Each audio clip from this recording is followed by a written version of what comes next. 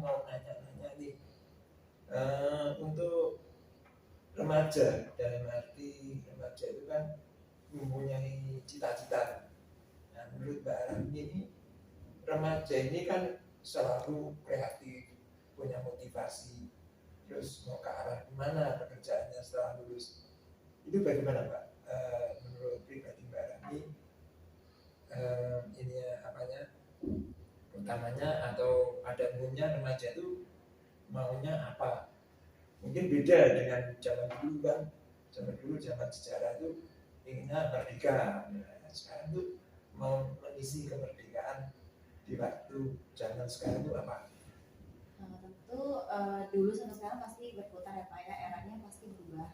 Nah kalau di era yang sekarang ada sebagian milenial yang memang mau bersikeras, berusaha dari nol hingga benar benar mencapai garis finish tersebut dalam cita-citanya.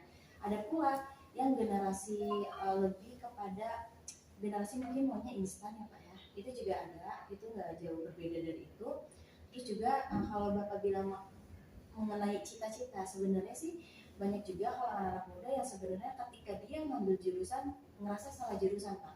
Nah sebenarnya kenapa saya bilang salah jurusan, di situ menentukan masa depan dia, di situ ada rasanya ketidakyakinan gitu atas cita-cita dia. Ketika dia udah ambil jurusan ini kok ngerasa nggak yakin bisa melanjutkan ini, akan menjadi profesi apa tentunya gitu. Nah itu juga menjadi kegalauan di masa milenial kami seperti itu. Nah jadi banyak yang akhirnya putus kuliah, ada yang pindah jurusan, itu seperti itu. Nah jadi dan ada pula nih Pak, nggak sedikit ketika dia sudah mendapatkan gelar resmi, contohnya mungkin dia sarjana ekonomi, tapi ketika kerja malah di bidang hukum, atau ketika kerja di bidang psikolog, ketika kerja di bidang-bidang lainnya, itu banyak banget Pak, nggak sedikit, bahkan presentasinya cukup tinggi gitu. Apakah tidak ada pemikiran sebelum kerja, artinya ini aku di bidang kuliah di bidang hukum sudah lulus, berarti aku harus mencari pekerjaan yang dipentingkan mencari pendapatan atau mengembangkan karir. Misalnya kalau mengembangkan karir dosen, kuliah lagi. Kalau bekerja kan meskipun lulusan fakultas hukum tapi bisa kerja di bank, atau bagaimana menurut anak muda zaman sekarang tuh mementingkan karirnya atau pendapatan? Sebagian itu dua-duanya terjawab Pak. Jadi ada yang benar-benar di karir untuk pengembangan terus menerus, ada juga memang terpacu oleh jumlah dari salary-nya, jadi berpatokan pada gaji. Jadi ketika dia melihat gaji ini nggak asik, walaupun itu 1 juta dia akan mundur. Ada sebagian anak yang seperti itu, ada pula yang lebih memilih mengembangkan karirnya. Jadi dia memang linear, ketika dia ambil S1 hukum contohnya, terus dia ambil S2 lagi lalu bisa jadi dosen atau pengacara, notaris dan lain-lain. Tapi sebenarnya sih nggak juga ya, karena milenial ini sebenarnya banyak juga Pak motifnya, ada yang motif A, B, C, D seperti yang tadi saya bilang. Itu tadi saya bilang lagi, ketika lulus itu berbalik arah dengan jurusannya seperti itu. Nah jadi Berani sudah berapa lama sih untuk jadi presenter di Barat TV atau jadi presenter yang lainnya? Kelihatannya sudah ahli mahir, banyak pengalaman. Oke baik, karena kan Barat TV itu baru launching ya kemarin tanggal 8 Februari. Nah dari saat itu dalam kurun waktu mungkin 2 minggu ke depan baru dimulainya podcast Barat TV seperti itu. Jadi kalau misalnya Bapak bertanya tentang kapan mulainya, jadi setelah launching 2 minggu ke depan diadakannya podcast Barat TV. Jadi presenter ya, pengalaman pertama, kesan-kesannya apa? Waktu pertama jadi presenter ataupun dari sekolahnya memang jurusannya itu atau bagaimana? Coba ceritakan pengalaman bareng. Oh baik, kalau sebenarnya sih jurusan ya. Kalau jurusan itu kebetulan aku SMK ngambil teknik informatika, aku SMK terus dilanjutkan S1 aku hukum, S2 juga hukum. Jadi sebenarnya nggak ada kaitannya sama ini, karena kan kalau dunia jurnalis ini kan lebih bergerak kepada ilmu komunikasi seperti itu. Sebenarnya kalau presenter terus ini hukum kan nggak masalah ya, itu pengalamannya. Betul. Kenapa minat jadi presenter di TV atau yang kok yang nggak lainnya, maksudnya bina apa memang presenter atau apa ya? Baik, sebetulnya memang kegiatan mungkin berangkat dari kegiatan juga ya, karena saya itu kan sebetulnya sering juga membawa acara MC gitu, dari MC pernikahan, MC lamaran, MC waktu itu kampanye dan lain-lain gitu. Jadi acara-acara formal pun saya juga menjadi MC gitu. Jadi udah mungkin lebih kepada hobi juga bisa, dan itu juga berangkat dari kebiasaan juga. Oh gitu ya. Iya. Berarti selama ini berarti di bidang presenter MC gitu. Berarti sudah apa tuh lama dalam hal membawa acara ini. Terus lain enggak sih yang MC sama presenter? Bedanya apa? Betul, karena kan kalau MC itu apalagi formal ya, tekstual pasti. Dan kalau misalnya presenter ini kita nggak selamanya mutlak dari konsep atau dari tekstual gitu, tapi bawaan dari pertanyaan murni dari hasil pikiran kita ketika narasumber berbicara dengan kita bisa menemukan pertanyaan di tengah-tengah diskusi itu gitu. Iya. Presenter kan kadang pertama kali kan grogi ya biasa gitu ya. Terus apa yang menjadi pertama saya grogi ini karena apa? Karena kurang persiapan atau yang diwawancarai bagaimana atau istilahnya oh ini cowok ganteng atau cewek cakep gitu, apa yang menjadi Oke, ini menarik banget karena waktu itu ada pernah untuk kalau ditanya pertama kali banget ya, itu sebetulnya ada di podcast lain. Saya pernah yang bikin tegang itu ada 3 orang.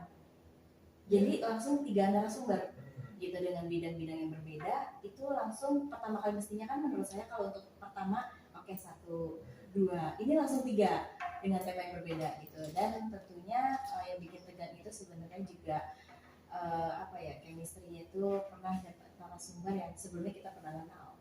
gitu. Dalam pejabat itu misalnya wawancara itu juga agak grogi atau ragu-ragu atau gimana? Kebetulan kalau masalah pejabat kayak gitu enggak ya, karena memang aku kan berangkat dari politik juga udah sedikit demi sedikit hal-hal itu udah terbiasa gitu. Jadi memang semua kalangan saya berteman bergabung itu dari kalangan bawah sampai atas pun enggak sih, biasa aja gitu, enggak ada kayak canggung, enggak awkward tuh enggak ada sih. Itu kita bicara masalah tentang profesi ya. Sekarang aku mau nanya lagi nih. Dulu sekolahnya di Fakultas Hukum. Sudah lulus? S2 baru lulus, kemarin alhamdulillah sudah sidang tesis tanggal 25 Januari 2022. Oke, cita-citanya apa? Terus keluarganya bagaimana? Apakah senang punya anak sarjana hukum? Gimana? Coba ceritakan. Sebenarnya kalau cita-cita karena saya masih di usia muda, saya tuh masih explore di beberapa bidang yang mana akan nanti mungkin menjadi kematangan dalam fokus dalam satu bidang tersebut. Karena saat ini saya masih, ya mungkin bahasa kita tuh mencolok gitu kan, masih arah sini mau, arah sana mau. Jadi untuk saat ini memang saya lagi bergabung atau berkecimpung di jurnalistik, yang mungkin untuk saat ini kematangan saya di situ. Tapi nggak menutup kemungkinan juga sebenarnya bisa di-compare 2 pekerjaan yang mungkin besok jadi dosen juga atau pengacara, itu bisa seperti itu. Iya, punya adik, punya kakak? Punya. Kebetulan saya 6 bersaudara, 1 kakak saya dan 4 adik saya. Ya selama ini Mbak Rami kan udah lulus, mungkin baru mau nyari kerjaan. Terus ini ya untuk promosi, sudah punya pacar, sudah punya pasangan? Punya. Sudah. Alhamdulillah punya. Calon udah ada ya? Oh iya, oke, nggak apa-apa. Maksudnya gini, orang lain nggak bisa masuk kecuali berarti nggak bisa dipromosikan macam-macam gitu. Nah ini rahasia juga ya sebenarnya privasi, tapi nggak apa-apa ini. Nggak apa-apa, kita santai aja. Santai aja ya. Terus untuk selanjutnya nanti kita mau bahas yang lainnya. Berhubung ini waktunya sudah durasinya mepet, kita lanjut di kemudian hari. Terima kasih waktunya. Terima kasih kembali Pak. Selamat siang. Siap. Terus ketahuan ya. Langsung saja, go. Oke, Mbak Rani bertemu kembali dengan saya di Kitanto. Pada hari ini aku mau nanya-nanya nih untuk remaja, dalam arti remaja itu kan mempunyai cita-cita. Nah, menurut Mbak Rani ini remaja ini kan selalu kreatif, punya motivasi, terus mau ke arah mana pekerjaannya setelah lulus. Itu bagaimana Pak? Menurut pribadi Mbak Rani, ini apanya utamanya atau pada umumnya remaja itu maunya apa. Mungkin beda dengan zaman dulu kan. Zaman dulu, zaman sejarah itu inginnya merdeka. Nah, sekarang tuh mau mengisi kemerdekaan di waktu zaman sekarang itu apa? Tentu dulu sampai sekarang pasti berputar ya Pak ya, eranya pasti berubah. Nah kalau di era yang sekarang ada sebagian milenial yang memang mau bersikeras, berusaha dari nol hingga benar-benar mencapai garis finish tersebut dalam cita-citanya. Ada pula yang generasi lebih kepada generasi mungkin maunya instan ya Pak ya, itu juga ada, itu nggak jauh berbeda dari itu. Terus juga kalau Bapak bilang mengenai cita-cita, sebenarnya sih banyak juga kalau anak-anak muda yang sebenarnya ketika dia ngambil jurusan ngerasa salah jurusan Pak.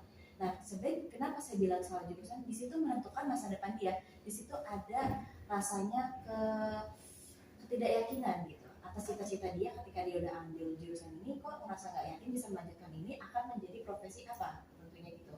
Nah itu juga menjadi kegalauan di masa milenial kami seperti itu. Nah jadi banyak yang akhirnya putus kuliah, ada yang pindah jurusan itu seperti itu.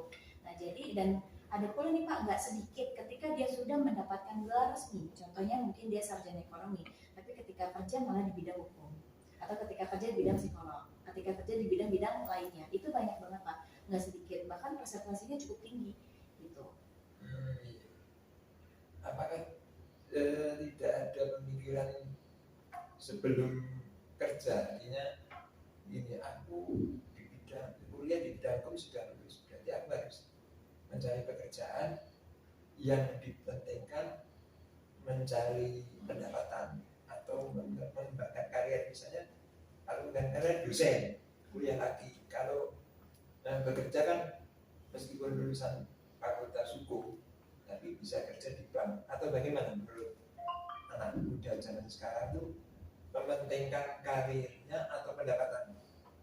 Sebagian itu dua-duanya terjawab Pak. Jadi ada yang benar-benar di karir untuk pengembangan terus menerus, ada juga memang terpacu oleh jumlah dari salary-nya. Jadi berpatokan pada gaji.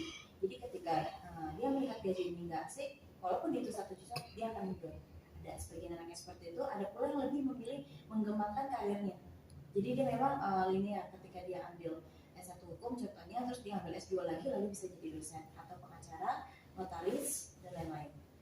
Tapi sebenarnya sih nggak juga ya, karena milenial ini sebenarnya banyak juga Pak motifnya. Ada yang motif A, B, C, D seperti yang tadi saya bilang. Itu tadi saya bilang lagi, ketika lulus itu berbalik arah dengan jurusannya seperti itu. Nah jadi ketika pendapatan itu sebenarnya